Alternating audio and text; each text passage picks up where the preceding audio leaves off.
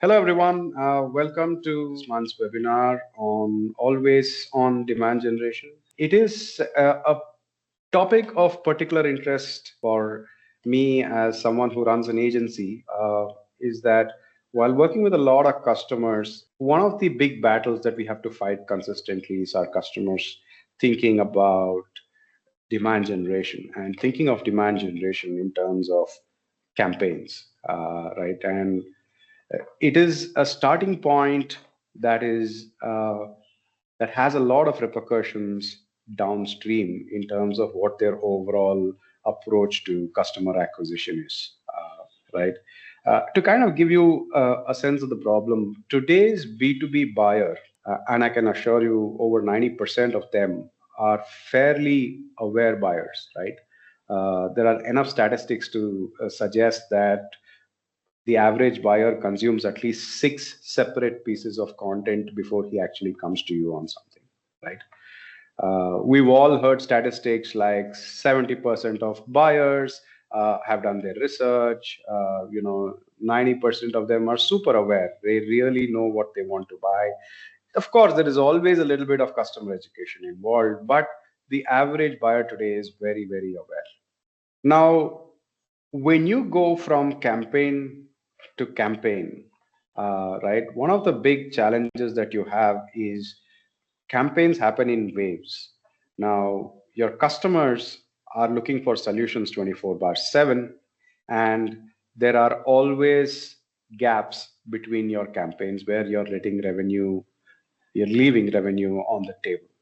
The second challenge is what happens between those campaigns, right?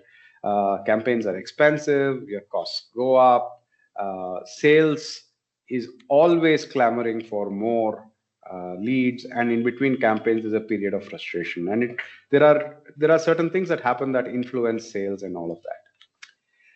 Given that this stop-start kind of marketing has not just cost implications, but implications on how organizations see their business flow through the year, how it impacts their plans, their budgeting.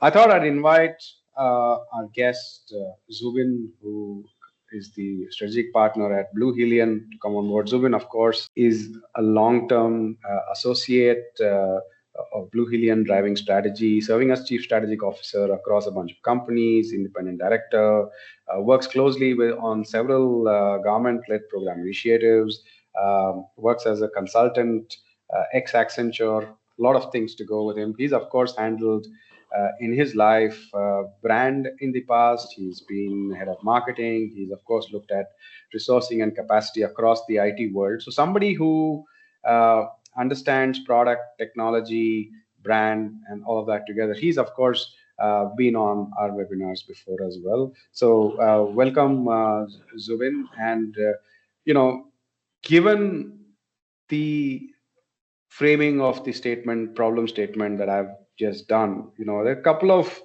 views that I did want. One, how does this stop-start impact sales, right? And I've seen this with several organizations. For example, there was this, IT services organization, incidentally, for who we were doing a whole bunch of campaigns, right? And there's a lot of stop and start to those campaigns for various reasons, some budgetary, some non-budgetary, and, and sales would run through those leads and then they would kind of come back in between with saying, hey, what's next, right? And then we obviously hit roadblocks in terms of budgets, in terms of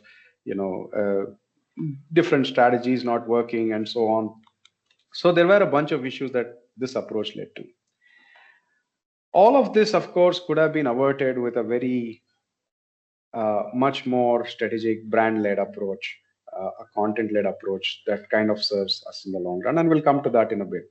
But in your perspective, I wanted to understand, how does this impact sales, right? And how does that impact, what is it, give me the sales perspective on this. So Anand, thank you for inviting me again and again. Both of us have been on different sides across sales and marketing.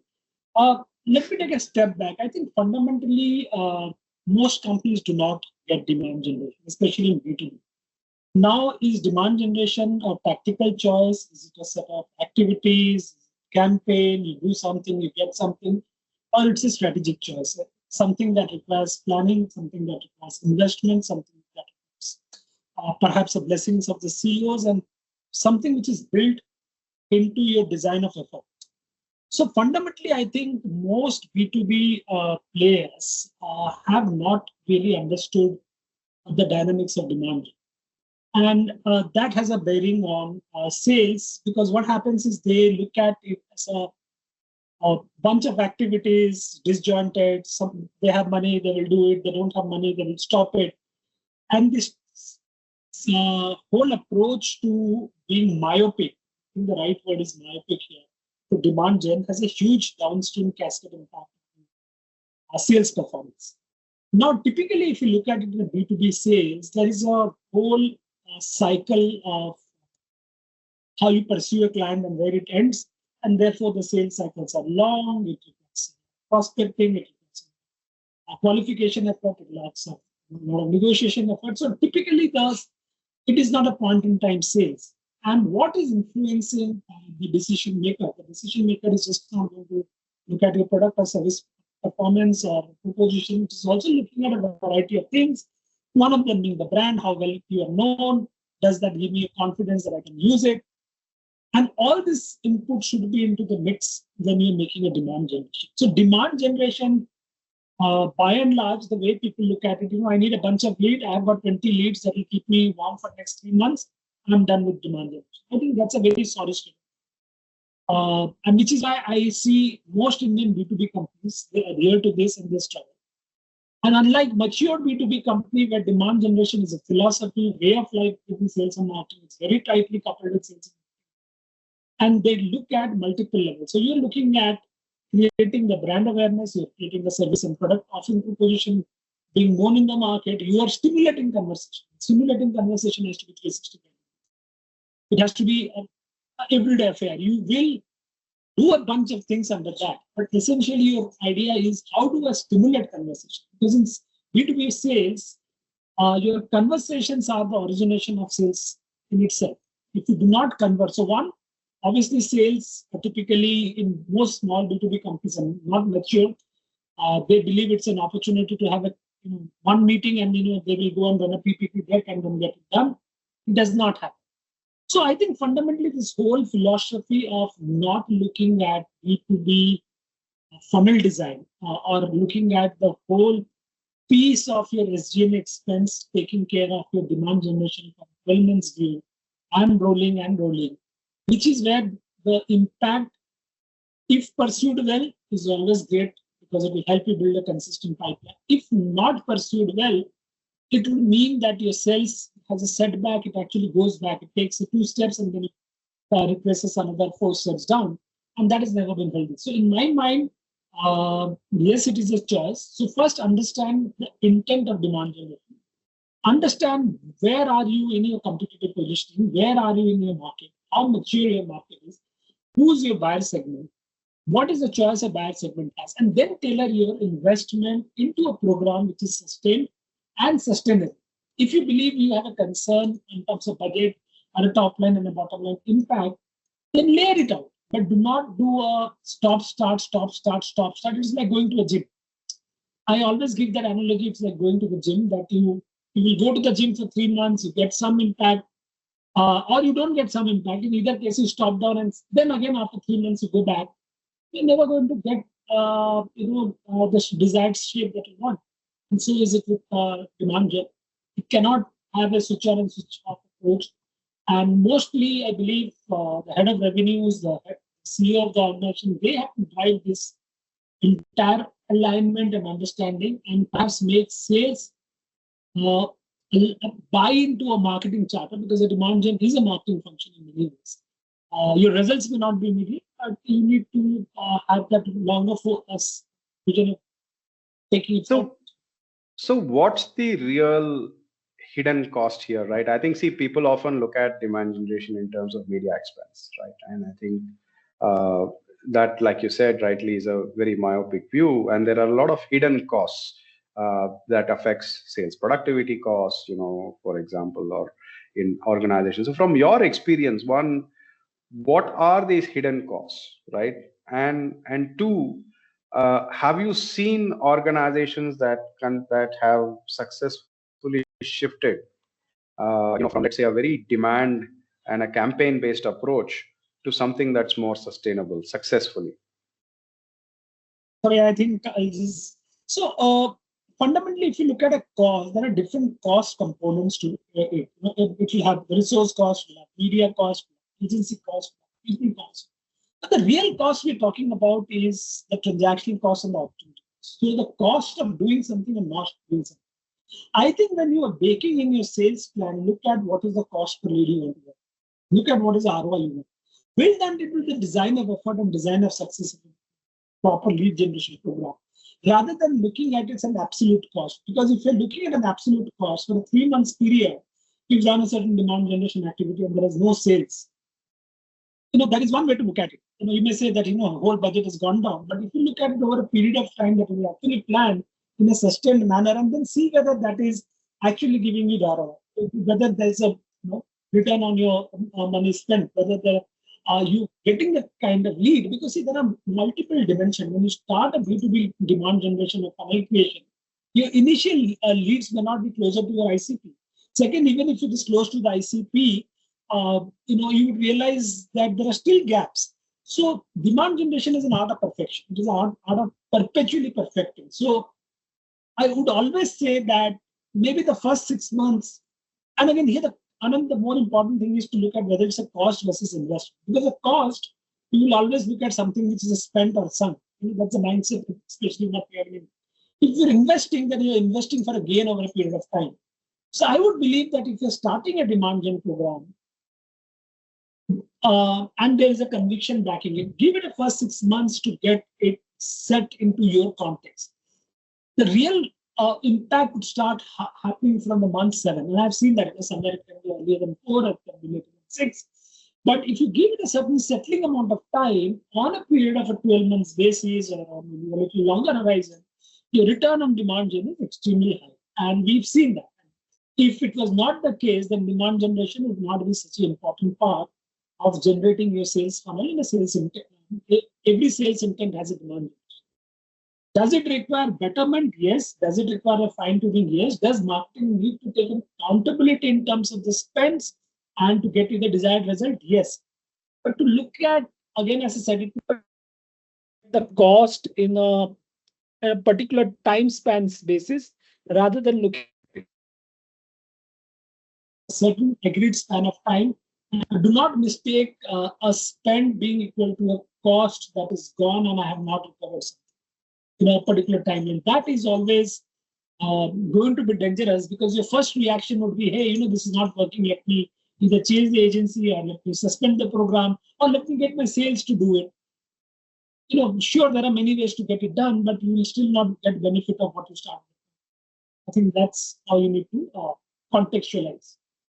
Good. So let's break that down a little bit for our audience, right? In terms of trying to say, what are these components of a sustainable strategy, right? And I think some parts of it from a marketing standpoint, I think a lot of people understand. And I think there's plenty of discussion that happens around it, which is content marketing, SEO, and what's the content strategy, and even a fair bit around personas, ICPs, and what can you kind of tailor. And in an ABM approach, people stay fairly focused.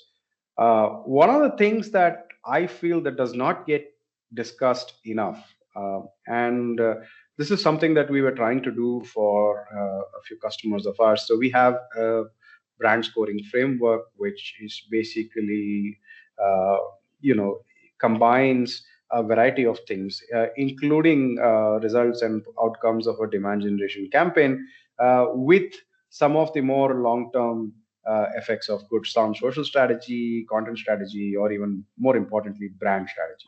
Right, and what's your share of voice? How's your brand performing? Have you hit the right position? How do you assess that, measure that, and kind of building all of that into some kind of a brand score formula, right? And while we've kind of improvised it over time, and improved it over time as well, right? This is an area that we feel that does not get enough attention, right? And in conversation with especially in the mid market, right? The enterprise customers already have a brand invariably, right?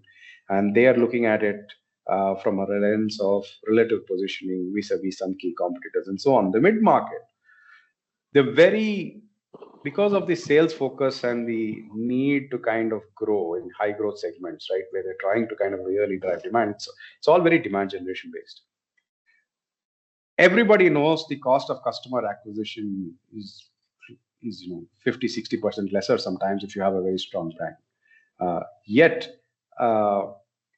organizations do not focus enough. B2B organizations do not focus enough on building brand and strategy. One, is that a trend that you continue to see, and how do organizations kind of start to make that shift? Two, have you seen in your experience recently, uh, companies that have successfully turned around and said that, look, we're going to invest and start building in the brand along as even as we kind of meet near term requirements with demand generation campaigns? So I think the most pertinent question, where does the come brand? I think my fundamental, if I may say, not the cost of this to me. I think fundamentally most mid-market CEOs are actually not so much strategy focused as much as survival focused. Because I've started something, I need to survive. I think what worries me a lot, and which is why you see the state of mid-market in India.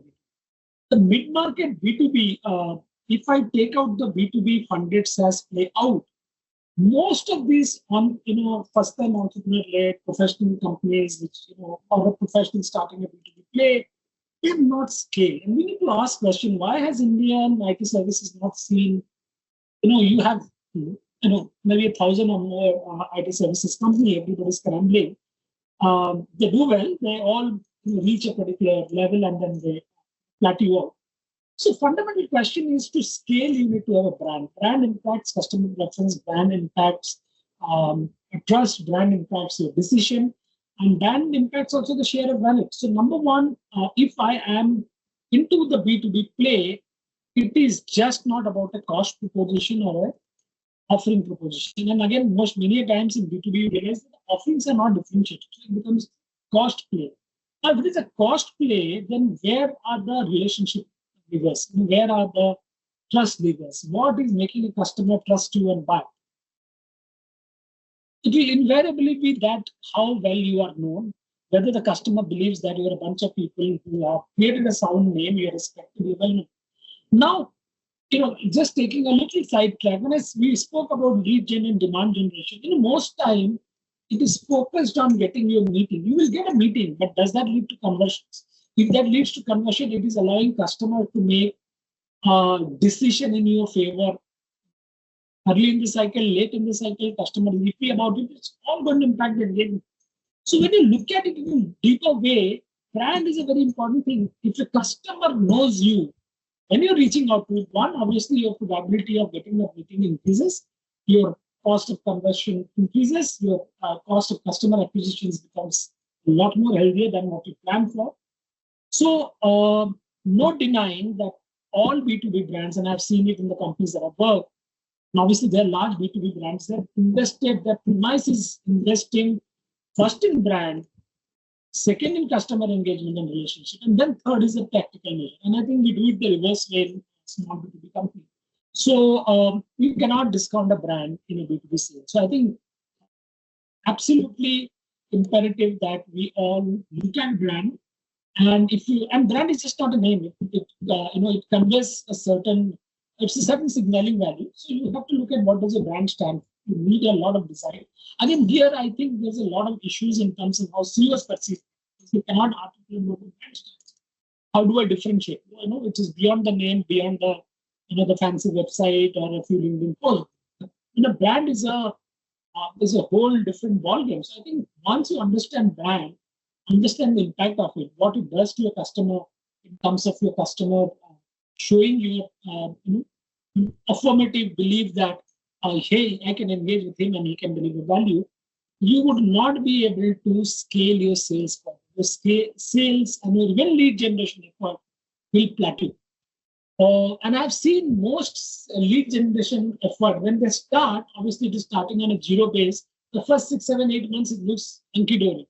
After 6, 8 months, everybody's scrambling, I'm not getting it. And then they start into the frenzy of changing demand gen agencies. So they will start changing lead gen agencies.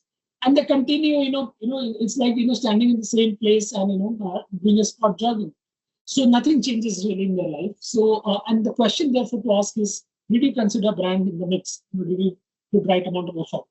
So that's a story in terms of, why brand is important and how it should be center stage of your marketing effort and therefore your demand generation. Now, have people in the B2B segment done extremely well by leveraging brand?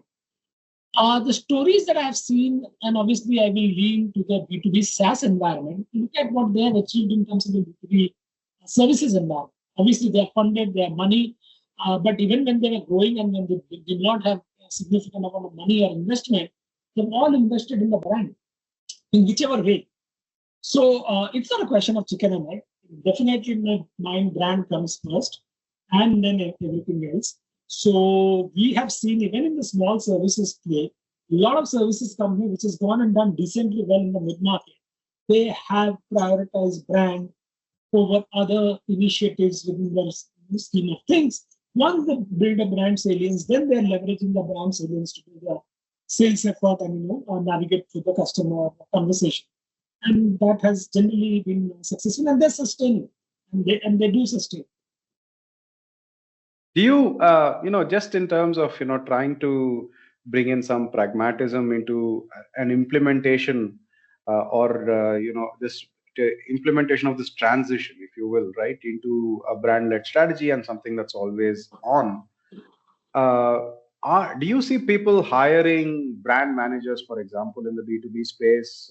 Is that something that you're seeing? Are you seeing CMOs or heads of marketing trying to evolve brand scores or worried about brand scores? Or is the thinking there still what we've been discussing, what at least I've seen personally in the market, which still tends to be very, like you rightly pointed out, I'm either running campaigns or I have inside sales and lead generation, which is completely different, right? But there's because I'm always thinking pressure is on now. Sales is very demanding, and that's where I'm headed.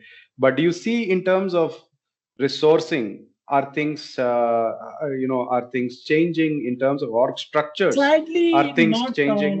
Anand, Yeah. sadly, not, because what has happened, 90% of B2B companies do not have a brand or a marketing. So they would have somebody coordinate the agency affair or lead generation or doing something. And most time it is the voice of marketing is muffled or does not exist. It is a sales, and sales defines marketing. And sales as a function cannot define marketing because they are two distinct functions. They cannot, they are equally important. They have an equal role to play. But sadly, B2B companies' definition of marketing at best is hiring an agency, taking a website kar and do run some few ads. So that's the whole marketing charter. When you have not allowed for the discipline of marketing to be birthed inside your organization, you cannot expect a marketing thinking, and therefore you struggle. So my fundamental advice today is you need to create a person who drives your brand thinking. Want of absence of anything, let the CEO do it. Now, many times today, the CEO, okay, if you are shy on putting a money or a budget, you are the owner of the company. You should drive that as part of your extended responsibility.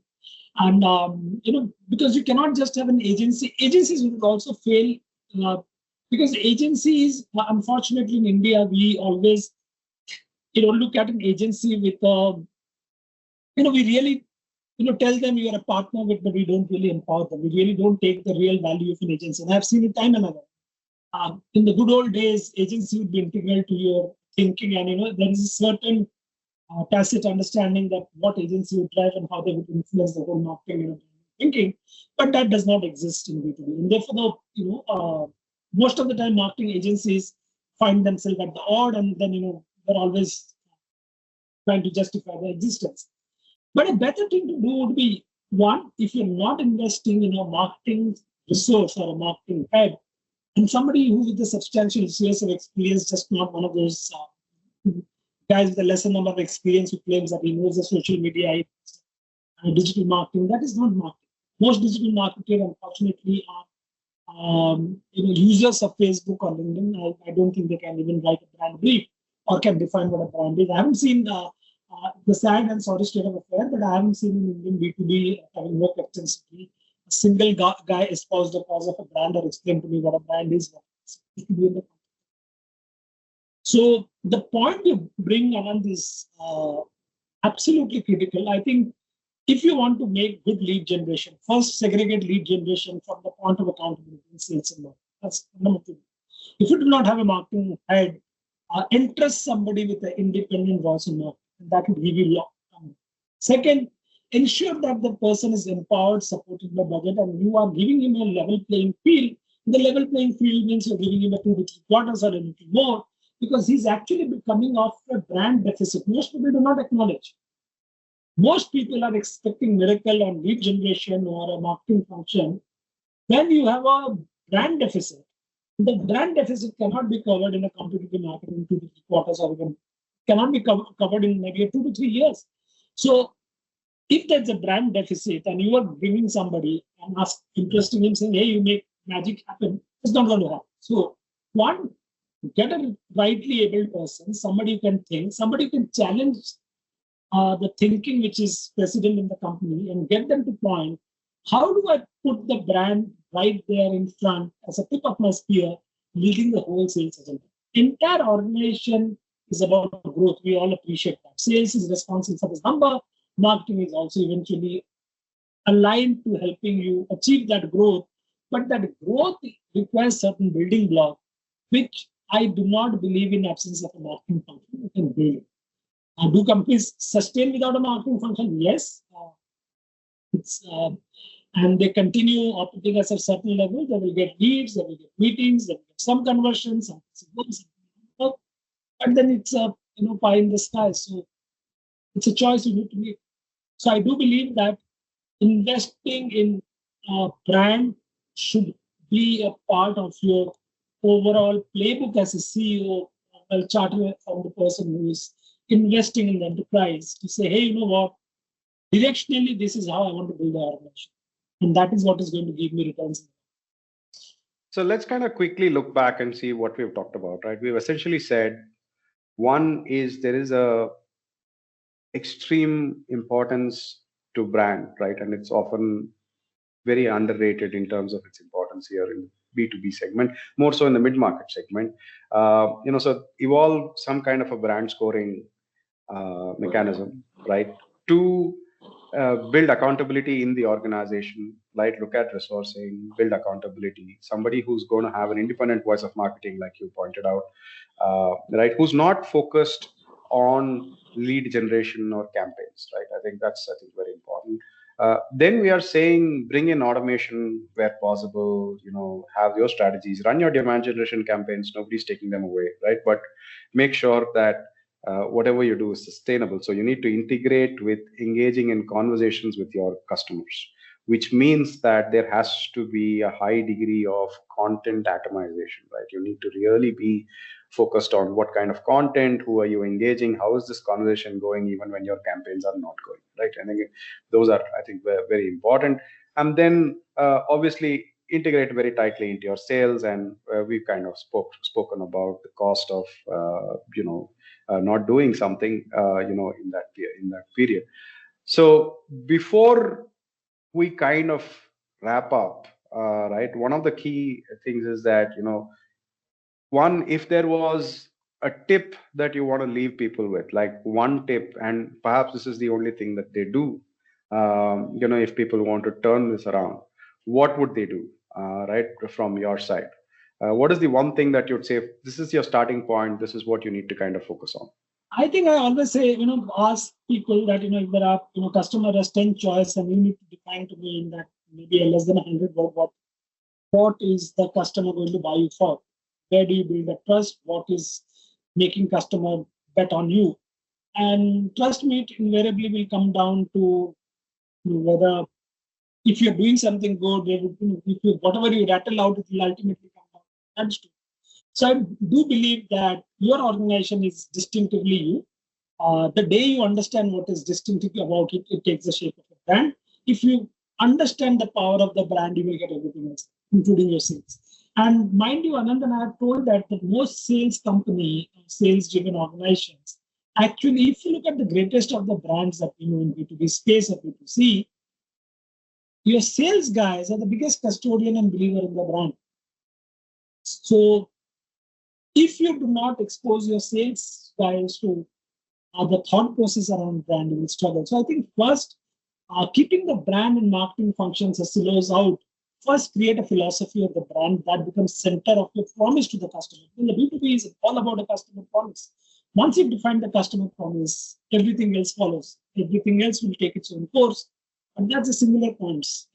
Get down to the basic, define who you are, what's your purpose, why you here, what would make you stand out, what do you need to sustain the customer trust, how do I get the trust, how do I get the meeting into the room, and what would make me tick with the customer.